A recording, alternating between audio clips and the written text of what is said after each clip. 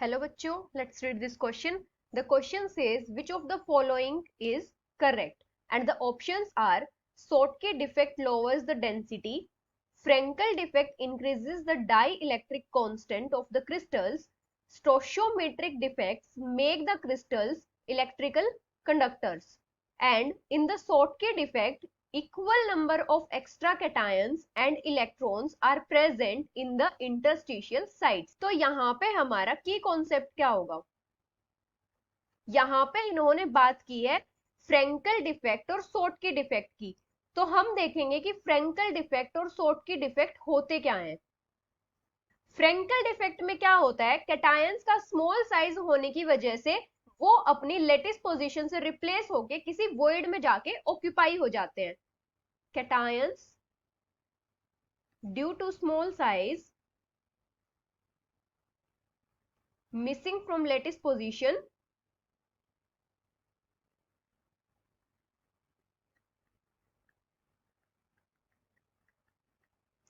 and occupy the void.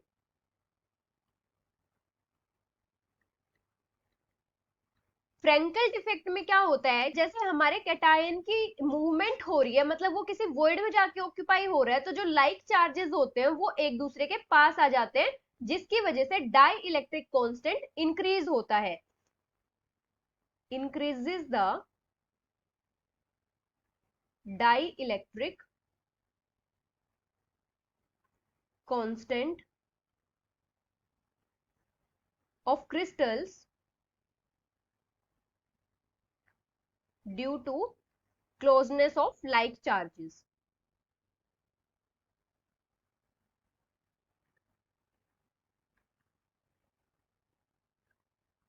यहाँ पे क्या होता है कि जो हमारा कैटायन होता है वो लेटिस से रिमूव नहीं होता, बस अपनी पोजीशन चेंज करता है, इसलिए यहाँ पे जो डेंसिटी होती है वो हमारी सेम रहती है, उसमें कोई चेंज नहीं आता, डेंसिटी रिमेन सेम।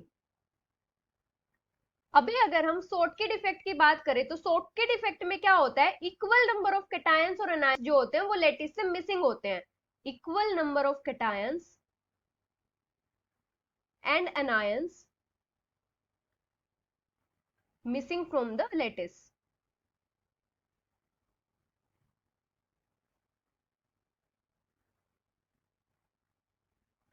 यहाँ पे क्या होता है कि कैटायन और एनायन दोनों ही लेटिस से बाहर चले जाते हैं, जिसकी वजह से यहाँ पे क्या होता है, डेंसिटी जो होती है वो डिक्रीज होती है, क्योंकि हमारे यूनिट सेल की वॉल्यूम तो जो होती है वो सेम रहती है, लेकिन हमारा मास डिक्रीज हो जाता है क्योंकि कैटायन और एनायन दोनों ही लेटिस से बाहर चले जाते हैं। अभी क्या होता है कि जो स्टोशियोमेट्रिक डिफेक्ट्स होते हैं वो हमारे क्रिस्टल्स को गुड इलेक्ट्रिकल कंडक्टर बनाते हैं। स्टोशियोमेट्रिक डिफेक्ट्स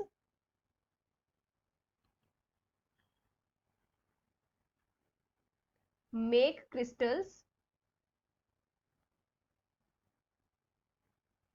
good electrical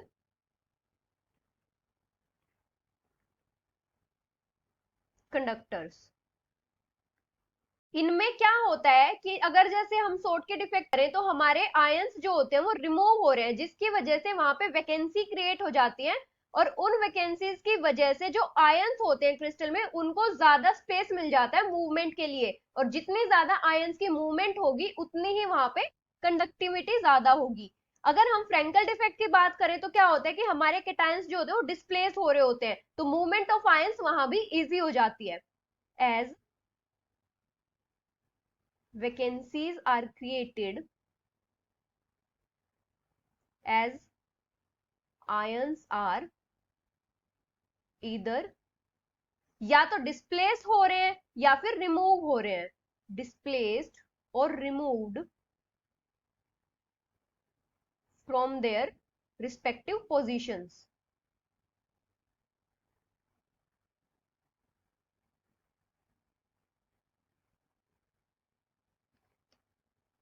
अभी अगर हम हमारे ऑप्शंस की बात करें तो हमारा फर्स्ट ऑप्शन क्या है, Schottky defect lowers the density, तो ये स्टेटमेंट हमारी करेक्ट होगी क्योंकि डेंसिटी जो होती है Schottky डिफेक्ट में डिक्रीज होती है। हमारा सेकंड ऑप्शन क्या है, Frenkel defect increases the dielectric constant of the crystal. तो ये स्टेटमेंट भी हमारी करेक्ट होगी, क्योंकि यहाँ पे क्या होता है, लाइक चार्जेस में क्लोजनेस आ जाती है, जिसकी वजह से डाई इलेक्ट्रिक कांस्टेंट इंक्रीज हो जाता है।